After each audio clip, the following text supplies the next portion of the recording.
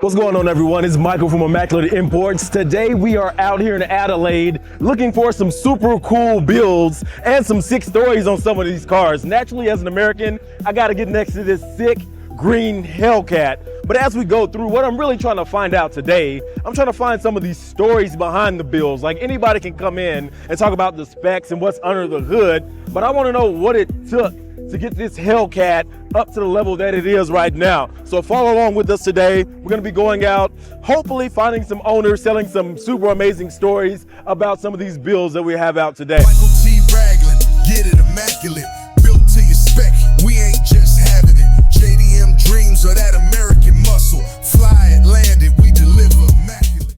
First question for this is, why this car made? I mean, everyone growing up Fast and Furious, watching them as movies, as kids, always loving the GDRs and stuff like that. It's been a childhood dream car of mine. I've seen them on the rally stages. I knew I just had to have one eventually, one of these days. It's a 70s style.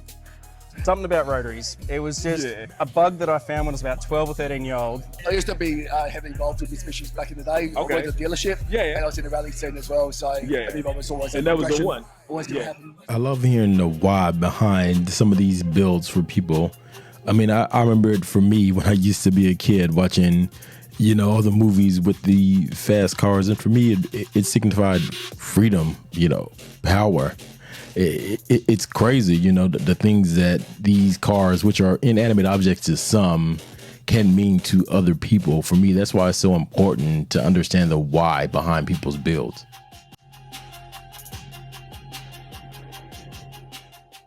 What was the first mod on this sick R34? Originally, the mods was just little tidy ups. I actually changed the interior from brown to black. A brake upgrade to start with, and an actual motor change. I brought it with a different motor. Okay. It hadn't been running for 6 years, so I give it a full service, like every fluid, every out, everything that was perishable. I just did that. So that was pretty much my first mod. We've got some factory options coming. Okay. So What do you got? A factory parachute and a factory rear seat delete. Built completely from the ground up motor, bigger cams. Oh, that's sick. Did the wheels, had them from, so they're an R34 factory option. The thing that I loved about this event is that it did not discriminate.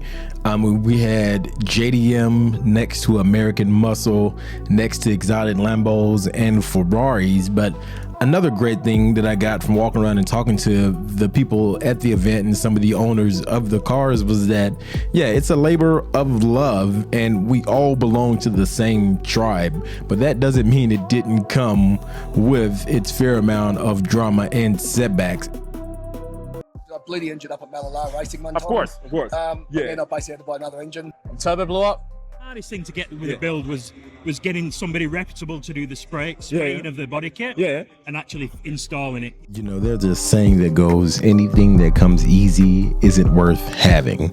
And I know these guys, as they were telling me, there's some of their horror stories of their builds, did want to hear it, but you know, it's that part of us that knows it's true. Like, it just feels so much more special to talk about what you overcame to get your dream build instead of just paying for it outright. But let's hear what they had to say about some of their dream builds if money wasn't an option. I'm a Lambo guy. I love Lambos. All right, so break it down. Going to Jesco would be my ideal car, but It would be a twin turbo Lamborghini Huracan. What is that dream build for you, Jordy? Probably this car, to be honest. Nah, this is it. Now, those answers were truly fascinating. I mean, some of the guys answered just like I would. Lambos would be nice, but the last two really struck me. When you look at Jordy, he was saying that he took 2 years off the road because he just couldn't afford to put more money into his Skyline when he's having all these issues. And then the gentleman with the black Challenger, Brenton, he said that that was his retirement car off camera. We're talking about military stuff and how he used to be in the Army and did avionics. So what you're really seeing in that car was a culmination of, you know, decades of sacrifice for Brenton and years of sacrifice for Jordy and some of the others I talked to as well.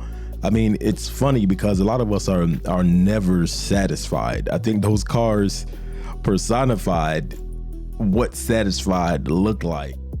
Thanks for checking us out today, guys. We've seen some pretty sick rides and heard some pretty awesome stories. today. So let me know in the comments what your favorite story was that we saw today. And if you want to be able to source a super cool car, like maybe one of those 70s Corvettes that you've seen inside, or that sick R34 Skyline GTT, don't forget to hit us up at driveimmaculate.com, and maybe you can be featured on the video with your next dream car. Peace. Michael T. Raglan, get it immaculate, built to your spec.